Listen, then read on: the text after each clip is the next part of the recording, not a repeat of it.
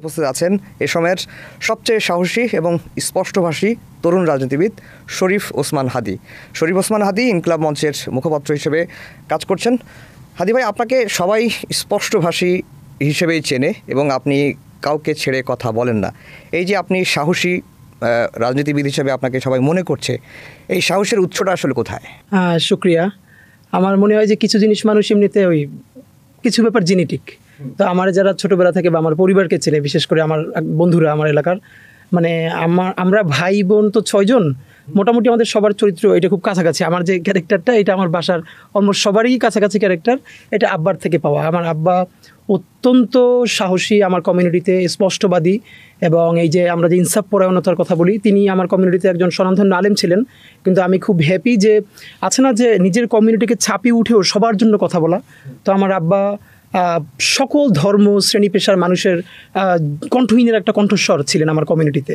তো ওই আব্বার কাছ থেকেই আসলে ওইভাবে দেখে দেখে বড় হওয়া, যে কথা বললে কাউকে ছেড়ে না বলা বা যেটা সত্য সেটাই বলতে পারা। এবং আমার এটা খুব ভালো লাগে যে আমার এলাকায় বা আব্বাকে যারা চেনে বা আমাদেরকে ছোটোবেলা থেকে যারা চেনে, তো ওই মুরব্বীরা অনেকে দেখে বলে যে ও মানে বাপের মতো হয়েছে একটু। তো এটা আমার জন্য খুব যে আব্বার এই আদর্শটা আমাদের ভাই বোন সবার মধ্যেই কম বেশি আছে, আমার মধ্যে হয়তো একটু বেশি আছে। কিন্তু অনেকে আপনাকে মানে সৎ বিপ্লবী বলে, আবার অনেকে আবার দেখলাম যে আপনার বক্তব্যে কিছু ভাষা প্রয়োগের কারণে গালিবাজও বলে। না, এইটা তো খুব কমন। আমরা তো আসলে গালি দেই না এটা বলি না, আমরা তো গালি দেই। এখন ব্যাপার হলো আমি কারে গালি দেই সেইটা হচ্ছে ফ্যাক্ট। এখন ধরেন আপনি এখান থেকে যাচ্ছেন, বাসায় চলে যাচ্ছেন, তো আপনার সামনে বসে দেখলেন কি যে আপনার সামনে বসে এক ভদ্র মহিলাকে ছুরি ঠেকিয়ে কোনো ছিনতাইকারী তার সব জিনিসপত্র নিয়ে যাচ্ছে, অথবা সেটা রক্ষা করতে গিয়ে তার কোলের শিশু পড়ে মরে যাওয়ার উপক্রম হচ্ছে। তখন তো আপনার ন্যূনতম যদি সাহস এবং শক্তি থাকে, আপনি ঝুঁকি নিয়েও তো তাকে তাড়া করবেন।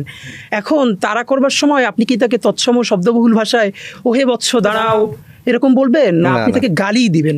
ফ্যাক্ট হলো গালি সোসাইটিতে ছিল, আছে, থাকবে, কিন্তু যেই গালিটা গণহত্যাকারীকে দেওয়া যায়, যে হেলিকপ্টার থেকে গুলি করে 6 বছরের শিশুর কলিজা ফেরে ফেলে, তখন যে আপনার গালি, এই গালিটা তো নট নেসেসারিলি আপনি নিশ্চয় অন্য কাউকে দিবেন না।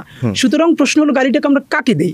আমরা একটা জঘন্যতম গণহত্যাকারী, শিশু হত্যাকারী, তাদেরকে আমরা গালি দেই, এবং সে নিয়ে তো আমাদের কোনো গ্লানি নেই। বরং এই গালির বিরুদ্ধে দাঁড়িয়ে যারা কুসুম কুসুম কথা বলে, তো তাদেরকে তো আমরা জিজ্ঞেস করি যে আজকে যে এত সুন্দর কথা বলছেন, ভাবেন বেগম জিয়ার মতো একজন ভদ্রমহিলা, ওনার পলিটিক্যাল পরিচয় বাদ দেন, এরপর দেখেন ওনার সারা জীবন উনি একটা বাহুল্য কথা বলেনি। তাকে পর্যন্ত শেখ হাসিনা প্রকাশ্য প্রোগ্রামে শতবার বলছে যে সে মদ খাইয়া লিভার পচাই ফেলছে বেগম জিয়া। আপনি পারলে আমারে বলেন তো ভাই, বাংলাদেশের এই যে আজকে এত সুশীল লোকজন, ফাইন থাকুক, একটা লোক কি প্রতিবাদ করেছে শেখ হাসিনার যে বেগম জিয়ার মতো একজন ভদ্রমহিলাকে কোনো ধরনের ডকুমেন্টেশন ছাড়া এই যে মদ খেয়ে লিভার পচাই ফেলতেছে এই কথা বলতে পারতেছে? এইটার কোনো প্রতিবাদ কেউ করছে? আরও 100 ঘটনা বাদ দিলাম, আমি সব থেকে ছোট ঘটনাটা বললাম। তো এরা যখন এই নিয়ে কথা বলে, তখন তো আমরা বুঝতেই পারি যে এদের উদ্দেশ্যটা কি। উদ্দেশ্যটা হলো এই নিয়ে আপনি হাসিনাকে গালি দিতে পারবেন না। তা হাসিনাকেও তো আমরা গালি বন্ধ করতে চাই 2টা কারণে। একটা হলো সে যদি প্রথমত এই গণহত্যার দায় স্বীকার করে বাংলাদেশের আদালতের কাছে নিজেকে সমর্পণ করে এবং আল্লাহর কাছে ক্ষমা চায়। যদিও সে যত মানুষকে হত্যা করেছে, আল্লাহরও এটা নিয়ম, আপনি যদি আল্লাহর কোনো হুকুম লঙ্ঘন করেন, আপনি নামাজ পড়লেন না, রোজা রাখলেন না, জাকাত দিলেন না, যেই রাইটটা সরাসরি আল্লাহর সাথে সংশ্লিষ্ট, আল্লাহ চাইলে কারোকে জিজ্ঞেস না করে আপনি মাফ করে দিতে পারবে। কিন্তু যেটা বান্দার হক, মানে আপনি এত মানুষকে গুম করেছেন, খুন করেছেন, হত্যা করেছেন, হাক্কুল ইবাদ, সেই লোক আপনাকে ক্ষমা না করা পর্যন্ত আল্লাহ নিজের মধ্যে সেটা রাখেন নাই যে আপনি তারা ক্ষমা করতে পারবেন। এই জন্য অনেকে বলে যে কেউ যদি কষ্ট দিতে চাও কাউরে, তাহলে নিজের বাপ মারে দিও। কারণ হলো হয়তো তোমার বাপ মাই তোমার একটু ক্ষমা করবে, অন্য কিন্তু কেউ ক্ষমা করবে না। সুতরাং হাসিনার সেটা করতে পারলে, তাকে যদি সে যাদেরকে হত্যা করেছে তারা যদি তারা ক্ষমা করে দেয়, তাহলে তো আমাদের কোনো দোষ। আওয়ামী লীগের মধ্যে তো কোনো অনুশোচনা নাই। এইটাই হলো ভাই সবথেকে দেখছি যে এখনো তিনি দিল্লিতে বসে ধরে ফেল, লিস্ট কর, মেরে ফেলবো, এই করবো।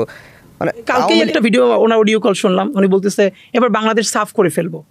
তো আমি আপনার মাধ্যমে আজকে আবারও বলি, দেখেন আপনি স্পেসিফিকলি খেয়াল করেন, আমরা গত 1-1.5 বছরের অ্যাক্টিভিজমে আমরা ওভারঅল যত মানুষ আওয়ামী লীগ করে তাদের সবাইও আমরা কোনোদিন গালিগালাজ করি নাই।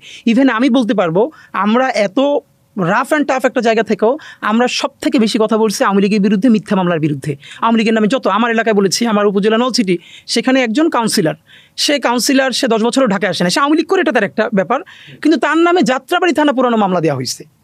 এখন এই যে মানে হচ্ছে কি, আপনি এরকম মিথ্যা মামলাগুলো দিয়ে একে তো হলো তাদের কাছ থেকে মামলা বাণিজ্য করে টাকা খাচ্ছেন, দ্বিতীয়ত আপনি এই মামলাগুলোর মেরিট নষ্ট করে দিচ্ছেন।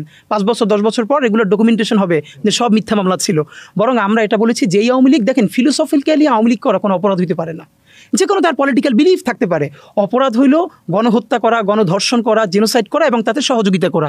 যে আওয়ামী লীগ হত্যা করে নাই, গুম করে নাই, ধর্ষণ করে নাই, টাকা পাচার করে নাই, তাকে তো আমি কোনো মিথ্যা মামলার আসামি দেখতে চাই না, এবং এটা তার সাথেও জুলুম। আমরা যেটা বলি, দেখেন আমরা আমাদের শত্রুর সাথেও ইনসাফ চাই। এমন তো ব্যাপার না যে আমি নিজে মাজলুম তো এর মানে কি আমি আরেকজনকে জুলুম করার গ্যারান্টি আমার উপরে আছে? না। বরং আমাদের যেটা ভয়, মাজলুম যদি কখনো জালেম হয়ে ওঠে তখন সেটা আরও ভয়ানক হয়ে ওঠে, এবং এটার প্রমাণ এখন কিছু আমরা দেখতেও পাচ্ছি। ধরেন যে সারা দেশে কত মিথ্যা মামলা হয়েছে না। এখন এই কালচারটা কেন হয়েছে? আওয়ামী লীগ কী করেছে, ওই যে গায়েবী মামলা দিয়ে সেখানকার বিএনপি জামাতের নামে শত শত মানুষের নাম ঢুকে আজীবন তাদের কাছ থেকে টাকা পয়সা খাইছে। এখন তারা উল্টো আবার আওয়ামী লীগের নামে মামলা দিচ্ছে। এই দেওয়ার ফলে হচ্ছে কি, টাকা পয়সার লেনদেন তো হচ্ছে, কিন্তু আমাদের মৌলিক মামলাগুলোর যে মেরিট নষ্ট হয়ে যাচ্ছে সেই দায় কে নেবে? তো আপনার মাধ্যমে আমি যেটা আওয়ামী লীগের ভাই বোনদেরকে বলা, যে প্লিজ দেখেন, আপনারা একটু জাস্ট, মানুষ আছে না একটা যে ভয়াবহ অপরাধী, সেও কিন্তু দিন শেষে একটা সময় একটু নিজের উপলব্ধিটা হয়, আমি কি করলাম অথবা আমি কার জন্য কথা বলছি। আপনাদের প্রতি অনুরোধ যে আপনারা আল্লাহর হস্তে হাসিনার এই ভয়াবহ গণহত্যার দায় নিয়েন না। বরং আওয়ামী লীগের তো অনেকে বলে না পুনর্বাসন কেন করতে হবে? আওয়ামী লীগ যে লোকগুলো করেছে তাদের এখানে পলিটিক্যাল রাইট আছে না? এই যে আমাদের কিছু কিছু সাংবাদিক বন্ধুরা একটা ন্যারেটিভ নির্মাণ করার চেষ্টা করতেছেন কি, এত কোটি মানুষ আছে যারা জীবনে নৌকা ছাড়া ভোট দেয় নাই, তাদের জন্য আপনি কি করবেন? এটা তো হলো কেমন ব্যাপার জানেন? এটা একটা কেমন দাবি আমি আপনার বলি। ধরেন, এটা আপনাকে নাম করেই বলি, ধরেন আপনি একজন প্রফেশনাল কিলার। তো প্রফেশনাল কিলার হওয়ার পরে আপনি প্রতিদিন একটা খুন না করে ধরেন আপনি ভাত খাইতে পারতেন না, এটা আপনার একটা অভ্যাস যে আমি আজকে একটা খুন করি না, আমি ভাত খাইতে পারি না। হঠাৎ করে দেশে আইন শৃঙ্খলা প্রতিষ্ঠিত হয়েছে, এখন আপনি তো খুন করতে পারতেছেন না, তো এখন তো আপনার ভাত খাওয়া বন্ধ হয়ে গেছে। তো এখন আপনার মা বা বাবা, সরকার একটু বলবে আমার ছেলেটার একটু খুন করতে দেয়, নইলে ভাত খাইতে পারতেছে না, বা এটা কেমন কথা? ফ্যাক্ট হইলো, আমরা যেটা বলতে চাই যে আপনি যেই আওয়ামী লীগ গণহত্যা করে নাই তারা নতুন দল করুক, অন্য দলেও তারা যোগ দিক, কোনো সমস্যা নাই তো, কেন দিতে পারবে না? যদি সে কোনো গণহত্যায় অংশ না নিয়ে থাকে তাহলে মানে হোয়াটস রং যে সে বিএনপি করতে পারবে না, সে জামাত করতে পারবে না, সে এনসিপি করতে পারবে না, তাকে স্পেস দেন, অথবা সে নিজেই দল করুক আরও 2-4টা। কিন্তু ওই যে তার মার্কা নৌকাই লাগবে, এটাই হলো এখানকার ভয়াবহ কাজ যেটা সামনে চলতেছে। কেন আপনার নৌকাই কেন লাগবে? মানে আপনি যেই মার্কাটা দিয়া গণহত্যার সমস্ত প্লট এতদিনে সাজাইছেন, ওইটি আপনার লাগবেই লাগবে, যাতে পরবর্তীতে ওই গণহত্যাগুলোকে আপনি লেজিটিমেসি দিতে পারেন। আপনি বলছিলেন যে মাজলুম যখন জুলুমকারী হয়ে যায় তখন সেটি আসলে কারোর জন্যই শুভকর বিষয় বয়ে আনে না, এরকম কি পরিস্থিতি দেখতে পাচ্ছি এই 14 মাসে? না, এরকম তো কিছু হয়েছেই। ধরেন সত্য কথা বলতে, ধরেন বাংলাদেশের যত মিডিয়াগুলো, এগুলো তো মূলত ঢাকার বাইরে মিডিয়া না, এটাই সত্য। ধরেন বাংলাদেশের যতগুলো চ্যানেল আছে তার কয়জনের ক্যাপাসিটি আছে প্রত্যেকটা জেলায় উপজেলায় ক্যামেরা দিয়ে এবং স্টাফ দিয়ে নিউজ করায় নিয়ে আসা? এটা তো সম্ভব না, এটা তো কঠিন। এখন দেখেন বাংলাদেশে ইউনিয়নগুলোতে, উপজেলাগুলোতে, ইভেন জেলাগুলোতেও চাঁদাবাজি বলি এবং অন্যান্য যে কাজগুলো আছে, এগুলো মিডিয়া হাউস জানে না, আপনারা সব জানেন, কিন্তু আপনারা বিভিন্ন কারণেই সেগুলোকে তুলে আনতে পারবেন না, এটা বাস্তবতা। ছোট একটা প্রমাণ বলি, ছোট্ট মাত্র মনে আসলো, আমি যেহেতু ঢাকা আর্ট ইলেকশন করতেছি, তো আর একটা মিডিয়া হাউস কয়েকদিন আগে আমাকে নিয়ে 4-5 মিনিট একটা প্যাকেজ বানাইছে, হ্যাঁ, যে ঢাকা আর্টে আমি ইলেকশন করতেছি বা তরুণদের মধ্য থেকে। আমি অবাক হলাম যে সেই হাউসেও ফোন দিয়ে জিজ্ঞেস করা হয়েছে যে আমাকে নিয়ে তাদের এত আগ্রহের কারণ কি। আচ্ছা, মানে এটা কিন্তু ঢাকার মধ্যেই। তো এবার আপনি ভাবেন তো, যে ঢাকা না হয়ে একটা জেলা হয়, উপজেলা হয়, সেখানে যে অপরাধটা করছে সে তো নিশ্চয়ই পাওয়ারফুল। তো আপনি তার বিরুদ্ধে নিউজ যখন সময় টিভি এখানে বসে করবে, আপনি কি আপনার জেলা প্রতিনিধির ওইখানে সেফটি সিকিউরিটি দিতে পারবেন? তো আপনার স্টাফের সিকিউরিটি নিশ্চিত করবার জন্য তো আপনি এখানে বসে সেই নিউজটা করতে পারবেন না। তো এই যেরকম তো হচ্ছে, এরকম হচ্ছে। আপনি ঢাকা 8 থেকে ইলেকশন অলরেডি আপনি ইলেকশনের মাঠে নেমে গেছেন, আপনি প্রচার প্রচারণা শুরু করে দিয়েছেন। ঢাকা 8টা খুবই গুরুত্বপূর্ণ, ঢাকা শহরের একবারে প্রাণকেন্দ্রে আসনটা। এই আসনের অধীনে এক বঙ্গভবন আছে, তারপরে হচ্ছে সচিবালয় আছে, সুপ্রিম কোর্ট আছে, ঢাকা বিশ্ববিদ্যালয় আছে, সব কিছুই আছে। আপনি এই ঢাকা 8টাকে কেন বেছে নিলেন? আচ্ছা, ঢাকা 8টা বেছে নেওয়ার ভাই একটা বড় কারণ, আমার যদি একদম এক শব্দে বলি, সেটা হচ্ছে শাহবাগ। আচ্ছা, মানে ঢাকা 8-এর মধ্যে অনেকগুলো জায়গায় আছে, কিন্তু আমি মনে করি তার প্রাণকেন্দ্র হলো শাহবাগ, ঢাকা 8-এর মধ্যে আছে। যখন ইলেকশন করবো, এই লড়াইটাকে সামনে নেওয়ার জন্য ভাবছি, তখন ঢাকা 8 মাথায় ছিল না, মাথায় ছিল শাহবাগে ইলেকশনটা করতে হবে। তো শাহবাগ হয়ে তারপর তো সেটা ঢাকা 8-এর মধ্যেই পড়েছে। বড় কারণ দেখেন, আমরা নতুন করে যেটা সামনে আনার চেষ্টা করছি, ব্যাপারটা নতুন না, কিন্তু কেউ অ্যাড্রেস করে না, সেটা হলো আমাদের একটা কালচারাল রেভলিউশন লাগবে। চীনে যেরকম একটা সাংস্কৃতিক বিপ্লব হয়েছিল, আমাদের বাংলাদেশে যেটা হয় না, এখন পর্যন্ত আমাদের একটা কালচারাল রেভলিউশন হয় নাই। তো আমরা স্বপ্ন দেখি এই যে এবার আমাদের একটা গণ অভ্যুত্থান হতে পারলো, কিন্তু সেই গণ অভ্যুত্থানটা আমরা সফল করতে পারি নাই যদি 3টে কারণ বলেন। তার প্রথম কারণ হলো আমাদের কোনো কালচারাল রেভলিউশন হয় নাই। মানে এখন বাংলাদেশে যেটা হয়েছে, আমাদের মানুষ হলো নাচ গান কবিতা এইগুলোকেই শুধু সংস্কৃতি আর সাংস্কৃতিক কর্মকাণ্ড মনে করে, কিন্তু মানে কালচার তো হচ্ছে হোয়াট উই আর, আমরা যেভাবে ভাত খাই, আমরা যেভাবে কথা বলি, যেভাবে সব থেকে গুরুত্বপূর্ণ হলো চিন্তা করি। এই যে আমাদের চিন্তায় ঢুকানো হয়েছে এতদিন ধরে যে ঠিক আছে হাসিনা খারাপ, কিন্তু তার বিকল্প কে? আরে তার বিকল্প মধু চদু কদু, জনগণ ঠিক করবে, কিন্তু সেটা বলবার এখতিয়ার তোমার কে দিছে? তার বিকল্পকে। এই যে মনস্তত্ত্ব তৈরি করা হয়েছে, আপনি ধরেন আগামী 100 বছর বাংলাদেশে পদ্মা সেতু হয় না, আপনি ভাইবেন আপনি কয়েকশো পদ্মা সেতু করলে একটা গুমের জাস্টিফিকেশন দিতে পারবেন? একটা গুম বলেন তো ভাই। যেই সন্তান তার মায়ের গর্ভে, তখন তার বাপ গুম হয়ে গেছে, এরপর দুনিয়ায় এখনো সে প্ল্যাকার্ড নিয়ে ঘোরে, সে তার বাবার। আপনি শুধু ভাই আপনার সন্তানটার কথা চিন্তা করেন, যে মানুষ অন্তত কি চায়, তার বাবার পাশের কবরটার পাশে বসে দোয়া করবে বছরে একবার, সে তার লাস্টের খবর পর্যন্ত জানে না। তো আপনি এই যে কতক্ষণ পদ্মা সেতু দেখাইয়া, কতক্ষণ মেট্রো রেল দেখাইয়া, আপনি কতগুলো গুম, কতগুলো খুন, শাপলা, পিলখানা, জুলাই, কতগুলো গণহত্যার আপনি জাস্টিফিকেশন দিবেন? আরও ভয়াবহ ব্যাপার হলো এগুলোর এমনভাবে পোট্রে করা হয়েছে পদ্মা সেতু আর মেট্রো রেল, মনে হয় এটা তার বাপের পয়সায় করছে। বরং দেখেন একটা রাজনৈতিক জনগোষ্ঠী হয়ে ওঠার আকাঙ্ক্ষাটা কি। আমরা যখন বলছি যে আমাদের 1200 কোটি টাকার পদ্মা সেতু তুমি 4000 কোটি টাকায় নিয়ে গেছো, এই টাকা কি তোমার বাপের? এই টাকা তো আমাদের, আমার টাকা, আপনার টাকা, সরকার টাকা পায় কোথায় ভাই? আবার বাংলাদেশে একটা সিস্টেম কি জানেন? আপনি খেয়াল করবেন ভাই, সব কিছু সরকারি সম্পত্তি, পাবলিক না। পাবলিক খালি একটা, সেটা হলো পাবলিক টয়লেট। আরে ভাই পাবলিক মানি, এটা পাবলিকের পয়সায় হচ্ছে, বলে সরকারের আবার সম্পত্তি থাকে কিভাবে? সরকার নিজে কোন টাকা পয়সা নিয়ে আসে? সরকার বরং যেই টাকা পয়সা সে জনগণেরটা খায়, সে বেতন নেওয়ার কথা, সব দেখবেন সরকারি সম্পত্তি, আর টয়লেটটা করছে শুধু পাবলিক টয়লেটের নামে। ওই যে এরকম কথা যে সংসদ সার্বভৌম, সেনাবাহিনী সার্বভৌম, সরকার সার্বভৌম, কিন্তু জনগণ সার্বভৌম, মানে জনগণ সার্বভৌম না। তো এই জন্য ব্যাপার হলো যে আমাদের জনগণের পয়সা, বরং আমরা যখন প্রশ্ন করবো যে আমি মেট্রো রেল করতে পারতাম 1200 কোটি টাকায়, অথবা পদ্মা সেতু, সেইটার তুমি 5 গুণ বাড়াইয়া মেগা প্রজেক্ট করে কত হাজার কোটি টাকা বিদেশে পাঠাইছো। এবং এই যে প্রত্যেকটা প্রশ্ন, ধরেন আমি আপনাকে বলি, এই যে পূর্বাচল যাওয়ার যে উড়াল সেতুটা করলো, আমাদের আমরা কেমন একটা, দেখেন আমরা রাজনীতিটা কেন করতে চাই? আমাদের আকাঙ্ক্ষা হলো সামনে যেই ক্ষমতায় আসুক, এটা আমাদের ফ্যাক্ট না, আমরা একটা রাজনৈতিক জনগোষ্ঠী হয়ে উঠতে চাই। মানে হলো আমার সিএনজিওলা, এটা ভাই আমি আমার নিজের পড়াশোনার কারণে আমি একটা লম্বা ইন্টারভিউ করছিলাম অনেক শ্রেণী পেশার মানুষের সাথে। তো অনেককে জিজ্ঞেস করছি, রিক্সাওয়ালা, ভ্যানওয়ালা, সবজিওয়ালা বাদ, ধরেন শিক্ষক আছে না হাই স্কুল পর্যায়ে, ইভেন কলেজের প্রভাষক, তাদেরকে জিজ্ঞেস করেছি আপনি কি ট্যাক্স দেন? একটু বলেন না আমি তো ট্যাক্স দেই না। মানে হলো আমাদের দেশে এস্টাবলিশ করা হয়েছে যার ওই যে আপনার আছে, টিন আছে, ট্যাক্স আইডেন্টিফিকেশন নাম্বার আছে, যে ওই রিটার্ন জমা দেয় সেই শুধু ট্যাক্স দেয়, এর বাইরে কেউ ট্যাক্স দেয় না। অথচ আমাদের আয়কর, আমাদের যে রাষ্ট্রীয় আয়, এর সব থেকে বড় জায়গাটা হলো ভ্যাট। যেই বাচ্চাটা এইমাত্র জন্মগ্রহণ করলো, এই জন্মগ্রহণ থেকে শুরু করে রাষ্ট্রের এই ভ্যাট ট্যাক্স দেওয়া শুরু করে মরে যাওয়ার পরও দেয়, কারণ মরে যাওয়ার পর যে কফিন কেনে, কাফনের কাপড় কেনে, তার উপরেও কিন্তু ভ্যাট ট্যাক্স আছে।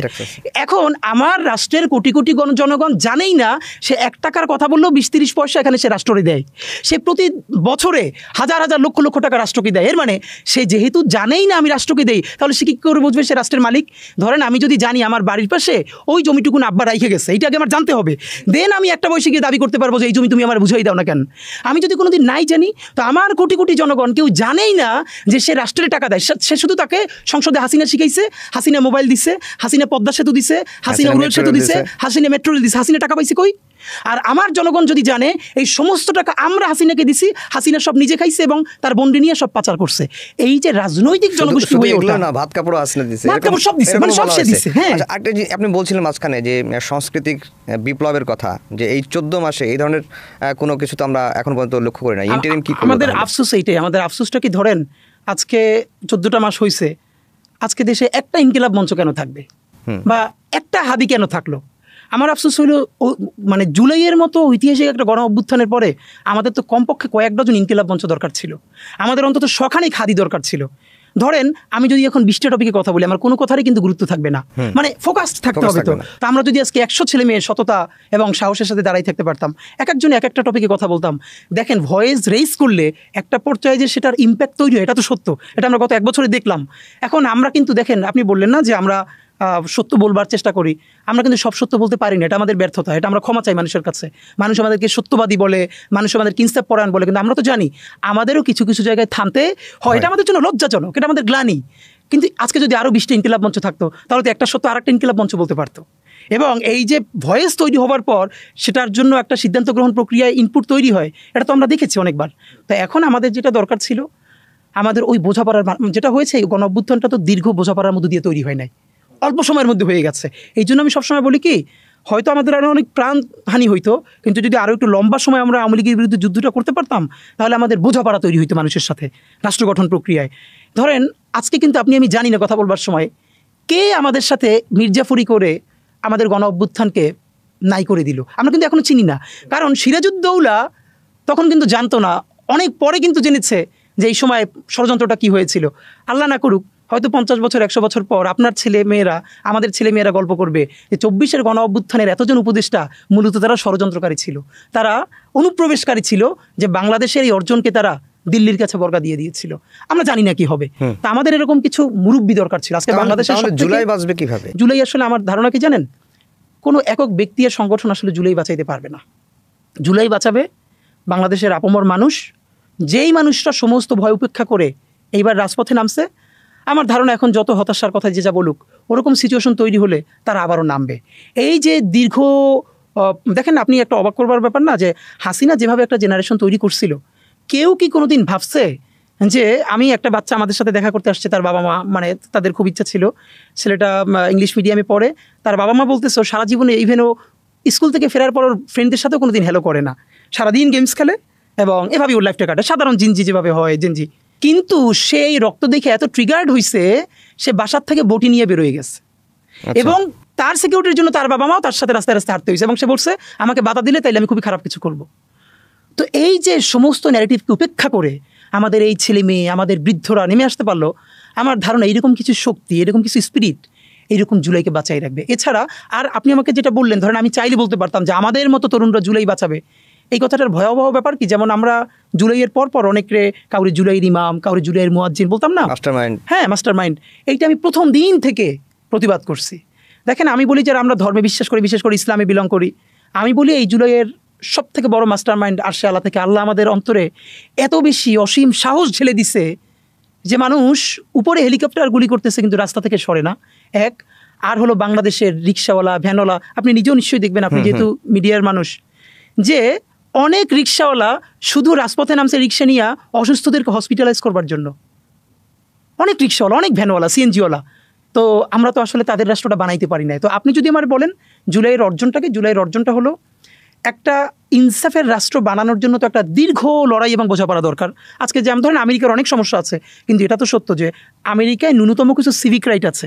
চাইলেই একজন অনেক গালিগালাজ করতে পারে, কিন্তু একটা টোকা কিন্তু কেউ করে দিতে পারে না। একইভাবে ইউরোপের অনেক রাষ্ট্রগুলো তো এটা এস্টাবলিশড হয়েছে, তাই না? তো এখন আমি যেটা বলতে চাই, আমাদের বাংলাদেশ রাষ্ট্রটা তো আসলে আমেরিকার মতো গৃহযুদ্ধের মধ্য দিয়ে যায় নাই, অথবা ইউরোপের দেখেন আজকে যে ইংল্যান্ড আর ফ্রান্স এত কথা বলে, বাংলাদেশে যারা হতাশা চর্চা করে তাদের জন্য বলি, ইংল্যান্ড আর ফ্রান্স আজকে তো খুবই সভ্য দুটো রাষ্ট্র হিসাবে পড়তে হয় দুনিয়ায়। এই দুইটা দেশ একটানা 100 বছর যুদ্ধ করছে একে অপরের বিরুদ্ধে। সেই ওল্ড ইংলিশ পিরিয়ড থেকে শুরু করে অ্যাংলো সেকশন যুগ থেকে শুরু করে এই ওরে দখল করে, খুন করে, এবং নামই আছে যুদ্ধের যে শতবর্ষব্যাপী যুদ্ধ করে করে করে করে করে তারা একটা জায়গায় পৌঁছেছে। তা আমি তো মনে করি বাংলাদেশে আওয়ামী লীগের মধ্যেও অত বাজে আওয়ামী লীগ মনে হয় 5% নাই যারা গণহত্যাটাকে সব থেকে বৈধ মনে করে। বাকিদেরকে আমরা যদি একটু বুঝাতে পারি, তাদের সাথে ভালোবেসে কথা বলতে পারি, আমার ধারণা তারাও আস্তে আস্তে ওখান থেকে ফিরে আসবেন। মুশকিলটা হলো রিকনসিলিয়েশন প্রক্রিয়া আমরা যাইতে পারি নাই। এই যে আমরা দেখলাম যে জুলাই আগস্টে যে ঐক্য তৈরি হয়েছিল, সেই ঐক্যটা এই 5 আগস্টের পরে সেটা থাকলো না। এটা কেন? এটা কি শুধুমাত্র ক্ষমতার কাড়াকাড়ি, ক্ষমতার দ্বন্দ্ব, নাকি অন্য কিছু? এখানে একটা হয়, এটা হলো দুনিয়ার সমস্ত গণ অভ্যুত্থানের একটা কমন প্যাটার্ন, যে ধরেন যখন চূড়ান্ত গণ অভ্যুত্থান হয় তখন তো কমন এনিমি থাকে সবার একটা।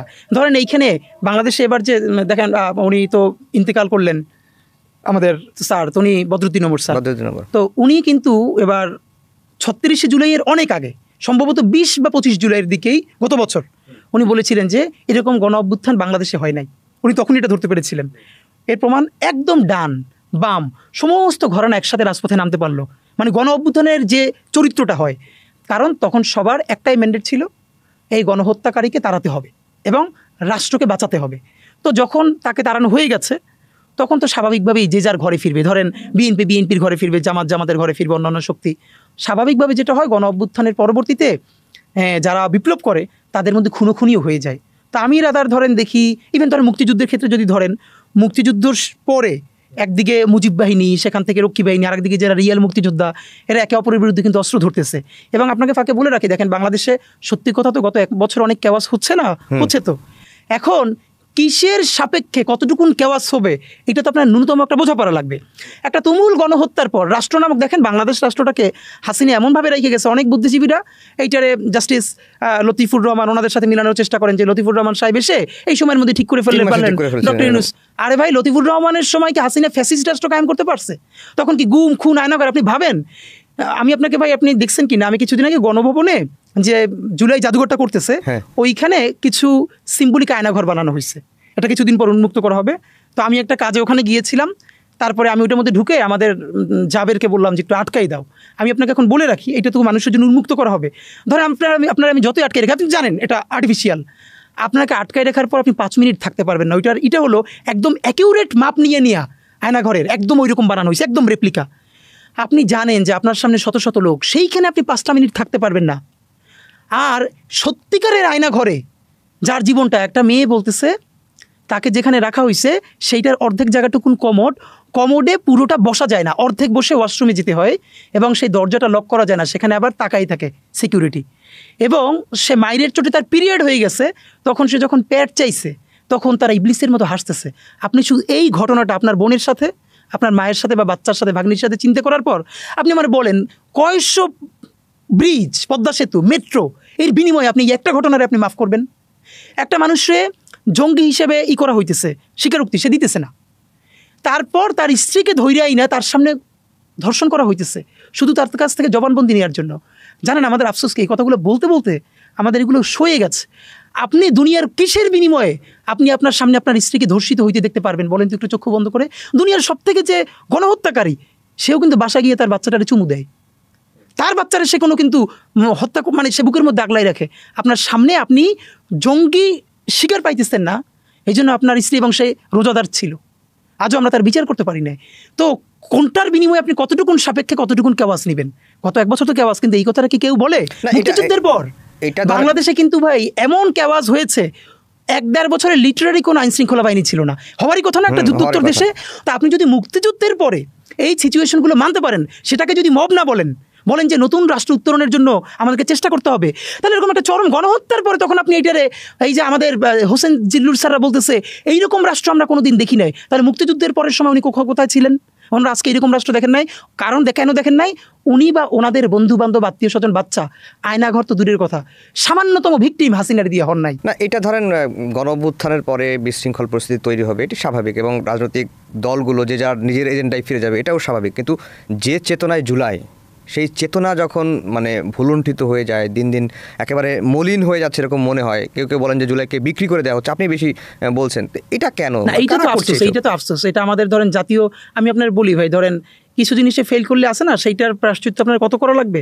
আমি এই ঘটনাটার বারবার 1857 সালের সিপাহী বিপ্লব বা মহাজাগরণের সাথে তুলনা করতে চাই। আপনি নিশ্চয়ই জানেন সিপাহী বিপ্লব কিন্তু আমরা একদম জিতে গিয়েছিলাম, এবং আমাদের সিপিআই বিপ্লব যদি আমরা চূড়ান্তভাবে জিততে পারতাম, তাহলে আজকে আমরা কথায় কথায় ফরাসি বিপ্লবের কথা বলি, রুশ বিপ্লবের কথা বলি, সিপিআই বিপ্লব দুনিয়ার সেরকম যুগান্তকারী একটা বিপ্লব হইতো। কিন্তু আবারও বলি, উচ্চ বর্ণের হিন্দু, যারা বর্ণ হিন্দু, শুধু তাদের ষড়যন্ত্রের কারণে আমাদের সমস্ত কিছু নাই হয়ে গেল। কিন্তু দেখেন পরে ফলাফলটা কি হলো? সিপিআই বিপ্লবে যারা অংশগ্রহণ করলো, আমাদের সেই সমস্ত বিপ্লবী ভাই সৈনিকরাই শুধু না, তাদের আত্মীয় স্বজনদেরকে পর্যন্ত, আমাদের জগন্নাথ বিশ্ববিদ্যালয়ের সামনে যে বাহাদুর শাহ পার্ক আছে, আপনি এখনও গেলে দেখতে পারবেন, স্তম্ভের মধ্যে তাদের নাম খোদাই করা আছে। ধরে ধরে প্রকাশ্য দিবালোকে ওখানে গাছের সাথে তাদের ঝুলাইয়ে ফাঁসি দেওয়া হয়েছে। 3-4 দিনে তাদের লাশগুলো নামানো হয় নাই, যাতে ওইখানকার কোনো মানুষ আর কোনো দিন ব্রিটিশদের বিরুদ্ধে বিদ্রোহ করবার সাহস না করে। সে এই যে আজকে আমরা ওখানে আর্মানিটোলা বলি না, নাম আসছে কোত্থেকে? ওই যে আর্মেনিয়ান খ্রিস্টান যারা, তারা ওখানে থাকতেন, এইসব জায়গা থেকেই তো আর্মানিটোলা এই নামগুলো হয়েছে। তো দেখেন, এক সিপাহী বিপ্লবের ব্যর্থতার পরে আমাদের পূর্বপুরুষদের লাশ গাছে গাছে ঝুলেছে, গ্র্যান্ড ট্রাঙ্ক রোডে গাছের গাছে লাশ ঝুলে থেকেছে। আমরা যদি জুলাইকে শুধু নিজেদের স্বার্থে ব্যর্থ করে দেই, আবারও আপনাকে ভাই বলি, আজকে বিএনপির অনেক ভাই মনে করে কি, যদি জুলাই ব্যর্থ হয় আর আওয়ামী লীগ কোনোভাবে কামব্যাক করে, তাহলে প্রথম মার খাবে হলো এই যে এনসিপির যারা আছে, তারপর জামাত। বিএনপিও তো মারটার খাবে না। আপনাকে শুধু একটা কথা বলি, সারা দেশে অবস্থা যদি এরকম খারাপ হয়, সারা দেশে আপনি কয়জন এনসিপি গুণে পাবেন না তো, মারলেন। এরপর আসবে কি জামাত। ভাই জামাত তো আন্ডারগ্রাউন্ডে পলিটিক্স করেই অভ্যস্ত। সে হইলো রিমোট কন্ট্রোলের মতো, নইলে সে হাসিনার আমলে গত 17 বছর কেমনে পলিটিক্স করছে, তাই না? তার তো প্র্যাকটিস আছে। যেই দেখবে সে রিমোট কন্ট্রোল দেখবে কেউ নাই, এবার বলেন এনসিপিও নাই, জামাতও নাই, আর আমার মতো ওসমান হাদি কয়জন, হয়তো একবারই মাইরে দিবেন গেল। এরপর বলেন তো আওয়ামী লীগের সামনে শত্রু কে? একমাত্র বিএনপি। কারণ বিএনপির আন্ডারগ্রাউন্ড পলিটিক্স করারও প্র্যাকটিস নাই, আর তার লক্ষ লক্ষ মানুষ। আরো ভয়ঙ্কর হইলো, বিএনপি যত স্টেপ নিক, এটা তো সত্য, তার তৃণমূলে লোকজন চাঁদাবাজি করছে, তো যেই আওয়ামী লীগের কাছ থেকে চাঁদাবাজি করছে তারা লিস্ট করে রাখছে না? রাখছে। তারপরে চাঁদাবাজি না, মামলাগুলো তো 95% মামলা করছে, ওরাই তো নাম আছে না, তো তারা তো বাংলাদেশেই আছে। এই জন্য আপনাদেরকে একটা কথা বলি, প্লিজ, ওই যে একটা বলে না যে বন্ধু তোমার লাল টুকটুকে স্বপ্নটাকে বেচো না, তা আমরা এভাবে বলি, যে নিজের রাজনীতি করেন, যা ইচ্ছা তাই করেন, কিন্তু প্লিজ লাল টুকটুকে জুলাইটারে বেচে দিয়েন না। এই জুলাই বেচে দিলে আপনারা আপাতত মনে করতেছেন 5 বছরের ক্ষমতা। সিপাহী বিপ্লবের পরে এই পুরো জনপদের উপরে যেই ধ্বংস, যেই জাহান্নাম নাইমা আসছিল, আজকে যদি বাংলাদেশে জুলাই হেরে যায়, তাহলে কিসের এনসিপি, কিসের জামাত, কিসের বিএনপি, সব ধূলিসাৎ হয়ে যাবে। কিন্তু আফসোস হইল দল ধূলিসাৎ হবে না, বাংলাদেশ নামক যে স্বাধীন সার্বভৌম জমিনটা, এটাকে রক্তাক্ত করে ফেলা হবে। ব্রিটিশরা 200 বছরের, প্রথম 100 বছরে যা ক্ষতি করতে পারছে, তার থেকে শতগুণ বেশি ক্ষতি করছে পরের 100 বছরে সিপিআই বিপ্লবের পর। আওয়ামী লীগ দেখেন, হাসিনা তখন স্পষ্ট বলে সে সাফা করে ফেলবে। এবং আমি অবাক হই, এই যে আমি কখনো কেন বলি যে আওয়ামী লীগ আসলে কোনো রাজনৈতিক দল না, এটা একটা সেমি রিলিজিয়ান, এটা একটা কাল্ট। এর প্রমাণ হইল, ভাই দেখেন, আমাদের সবারই কিন্তু আমাদের বিভিন্ন পরিসরে বিএনপি করে, আওয়ামী লীগ করে, জামাত করে, সবারই কিছু বন্ধু বান্ধব, পরিচিত সারাউন্ডিংস থাকে না? আমি একটা অবাক হয়ে ভাবি, আমাদের যে সব বন্ধু বান্ধব ছাত্রলীগ করছে বা আওয়ামী লীগের প্রতি সিম্প্যাথেটিক, লয়াল, গত 1-1.5 বছরে তাদের সাথে কোনোদিন গল্পেও আড্ডায়ও, আমি একদম আল্লাহর শপথ করে বলি, আচ্ছা না, মানুষ আপনি পলিটিক্যালি যা বলার বলে, কিন্তু বন্ধু বান্ধবদের সাথে একটু বসলে সঠিক কথাটা তো বলে। Not a single Awami supporter আমি একজনও আজ পর্যন্ত পাই নাই যারা এই জন্য সরি ফিল করে, যে হেলিকপ্টার থেকে রিয়া গোপরে যে গুলিটা করা হয়েছে ওর বাসায়, আমরা ওদের বাসায় গেছি, রিয়া গোপের কলিজা ছিঁড়ে পিছনের ওয়ালে যে বুলেটটা গিয়ে লাগছে, সেই ওয়াল ওই 6 ইঞ্চি ছিদ্র হয়ে গেছে।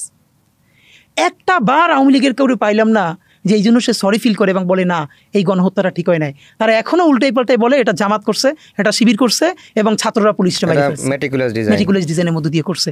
তো এদের সাথে আপনি কীভাবে ডিল করবেন? যেটা দরকার ছিল, বিএনপি, জামাত ইসলামী, বাংলাদেশের সমস্ত মানুষ মিলে একটা নতুন কালেকটিভ ইফোর্ট দেয়া, যে আমরা এই মানুষগুলোকেও কালচারালি পরিশুদ্ধি করার মধ্যে নিয়ে দিয়ে যাই, তাদেরকে বুঝাই, তাদের কাছে যাই। কিন্তু সেইটা না হয় কী হইলো, মিথ্যা মামলা শুরু হইলো। তো এখন সে মিথ্যা মামলা হওয়ার পর তো সে, আপনি বুঝাইতে চাইলেও, আমি আপনার অনেস্টলি বলি ভাই, আমার যদি সুযোগ থাকতো, আমি এমনি চিল্লাপাল্লা যা করি, আমার 2টা ক্যারেক্টার ভাই। আপনি আমার বিনয়ী ক্যারেক্টারটা স্বাভাবিকভাবেই কাউরি দেখানো দরকার হয় না। আমি যে আমার গণহত্যাকারী, তার সাথে আমি সব থেকে হিংস্র, এটা হতে আমার কোনো মানে, আমি আমার ধরেন ওই যে উপদেষ্টা মাহফুজ আলমকে ইংল্যান্ডে একটা ওই গণহত্যাকারীরা হামলা করবার চেষ্টা করলো না, তো আমি তখন একটা ফেসবুকে পোস্ট দিছি। এখন ধরেন আমি যদি ইংল্যান্ড যাই, আমার উপরে কি আওয়ামী লীগ এটা করবে না? অফকোর্স করবে, কেন করবে না? তা আমি বলছি মাহফুজের উপর ওরা ডিম ছুঁড়ে মারছে কি মারছে, এইটা আমার প্রশ্ন না। আমার প্রশ্ন হলো মাহফুজ ওদের গায়ে জুতা ছুঁড়ে মারছে কিনা। কারণ আমার হাতে অস্ত্র বলতে আমার পায়ে একজোড়া স্যান্ডেল তো আছে, তো একটা প্রচণ্ড গণহত্যাকারীর আমি স্যান্ডেল ছুঁড়ে মারবো, এটাই হলো আমার লড়াই। কারণটা হলো, আপনি জানেন, শহীদ ইয়াহিয়া সিনওয়ার, ফিলিস্তিনের হামাসের যে প্রতিরোধ যোদ্ধা, তিনি যে কিছুদিন আগে শহীদ হলেন। দেখেন ভাই, জিতটাই জীবন না, লড়াইটাই জীবন, এটাই আমাদের একমাত্র মোটো। ইয়াহিয়া সিনওয়ার হুইল চেয়ারে বসা, তখন সর্বশেষ তাকে যখন গুলি করা হচ্ছে, তখনও সে হুইল চেয়ারে বসে একটা কাঠের টুকরো ছুরি মারতেছে গণহত্যাকারীদের দিকে। এর মানে হলো আমার জীবনের শেষ রক্তবিন্দু পর্যন্ত আমি প্রতিরোধ করে গেলাম, এই প্রতিরোধটাই আমাদেরকে ইনশাল্লাহ মুক্ত করবে। সুতরাং আমি এইটাও যেরকম জারি রাখতে চাই, এর সাথে আমি যদি সুযোগ পাই, আমি বাংলাদেশের সেই সমস্ত সফট আওয়ামী লীগের মানুষের পায়ে ধরে, হাতে ধরে ছবিগুলো দেখাই বুঝাই বলতে চাই, ভাই আপনি একটু নিজের বাচ্চারে মনে কইরা এটি একটু দেখেন যে আপনার হৃদয়ে কোনো ধরনের অনুভূতি তৈরি হয় কিনা। আমি এটাও চাই, কারণ যে ইনসাফের বাংলাদেশ আমি করতে চাই, সেখানে একমাত্র গণহত্যাকারী ছাড়া আমরা কাউরে বাদ দিতে চাই না। ইনসাফের, আমরা অনেকেই বলছি যে ইনসাফের বাংলাদেশের কথা আমরা বলছি, সেটা কি সেই স্বপ্ন কি অধরাই থেকে যাচ্ছে কিনা? আমার কাছে, আপনার কাছে কি মনে হয়? আমার কাছে হতাশ লাগে না। কেন লাগে না ভাই জানেন? প্রথমত হলো, আমি যখন দেখি যে, যেহেতু আমি ধরেন পলিটিক্যাল সায়েন্সে পড়েছি, অথবা আমি ইউনিভার্সিটিতে পৃথিবীর ইতিহাস তো পড়াই বা এই ব্যাপারে কথা বলি, তখন দেখি যে বাংলাদেশই একমাত্র ওই লড়াইটি সবচেয়ে কম করেছে এখন পর্যন্ত, একটা জাতি রাষ্ট্র হয়ে উঠবার জন্য। এবং এবার বরং যেটা সব থেকে আমি খুব পজিটিভ সাইন, সেটা হলো এই জুলাইয়ের এমনগুলো ক্যারেক্টার যারা কেউ ওরকম চিনে না, কিন্তু একটা প্রাইভেট ইউনিভার্সিটির ছেলে, সে যখন এত পলিটিক্যাল কনসাস হয়ে উঠতেছে, এটা তো আমার আশা জাগায় যে সে আমার ইউনিভার্সিটিতে ধরেন আমি যেহেতু প্রাইভেট ইউনিভার্সিটিতে পড়াই, আমি তাদের প্রশ্নগুলো আমাকে এত আশান্বিত করে। আগে আমার একটা ছিল যে আমাদের ঢাকা ইউনিভার্সিটি বা পাবলিক ইউনিভার্সিটির ছেলেমেয়েরা স্বাভাবিকভাবে একটু বেশি পলিটিক্যাল কনসাস হয় পলিটিক্যালি, কিন্তু যখন আমি দেখি যে একটা ভালো প্রাইভেট ইউনিভার্সিটির ছেলেমেয়ে যার রাষ্ট্রের কাছে এত কোনো কাজ নাই, সেও যখন আমারে দেখে রাষ্ট্রের আকাঙ্ক্ষা, ইনসাফ এই নিয়ে খুবই ভালো প্রশ্ন করতেছে, তখন আমি বরং খুবই আশান্বিত হই। যেহেতু প্রশ্ন করতে পারতেছে, এর মানে বাংলাদেশ, রাষ্ট্র, ইনসাফ এই জিনিসগুলোর মাথায় একটু হলেও আছে, এবং যেহেতু আছে সুতরাং লড়াইটা চলবে, এবং এই লড়াই একদিন ইনশাল্লাহ আমরা জিতবই। হাদি ভাই, আপনার সাথে কথা বলতে গেলে আরও সময় লাগতো। আমরা আজকের মতো এখানেই শেষ করছি। আমাদের সময়ের আলাপে সময় দেওয়ার জন্য আপনাকে অসংখ্য ধন্যবাদ। দর্শক, আমাদের সঙ্গে এতক্ষণ যুক্ত ছিলেন ইনকিলাব মঞ্চের মুখপাত্র